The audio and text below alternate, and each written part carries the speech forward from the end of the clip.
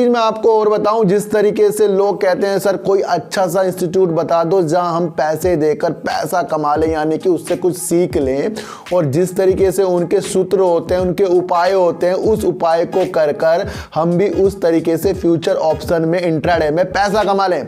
ध्यान रखना मेरी एक बात कि जो आपको लाखों करोड़ों और करोड़ों रुपए के रोज के अपने प्रॉफिट दिखाता है ना, तो वो आपको क्यों वो मंत्र बताएगा। सबसे पहले आप मुझे ये चीज़ बताओ कि जो फ्यूचर ऑप्शन में करोड़ों रोज कमा रहा है, तो वो पहले करोड़ को बाद में वो 2 करोड़ नहीं बनाएगा, फिर वो 2 करोड़ से 4 करोड़ नहीं बनाएगा। इस करते करते वो साल भर में अंबानी अडानी नहीं बन जाएगा। ध्यान रखना सर, देखने में चीज़ें अच्छी लगती हैं, जब इसे करने बैठोगे ना तो जितना पैसा हमारे पास है ना वो भी उड़ जाएगा।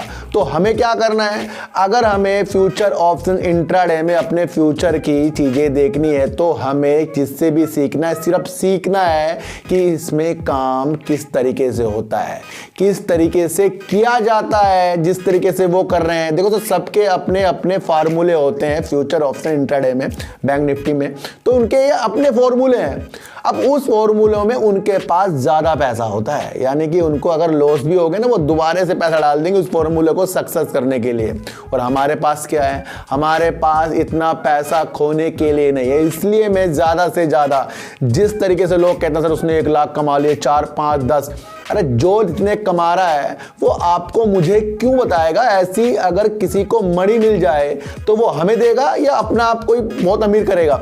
सोचो, तो सोचने से हमें सब कुछ मिलेगा, और अच्छा सोचना और देखने से ही हमें अपनी आंखों को खोलना है और शेयर मार्केट पे काम करना है। तो ध्यान रखना सर, अगर आप कैंडल चार्ट सीखना चाह रहे हैं, हर चीज़ जो सीखना चाह रहे हैं, उसके अंदर सिर्फ आपको सीखना है, काम आपको खुद ब खुद करना पड़ेगा।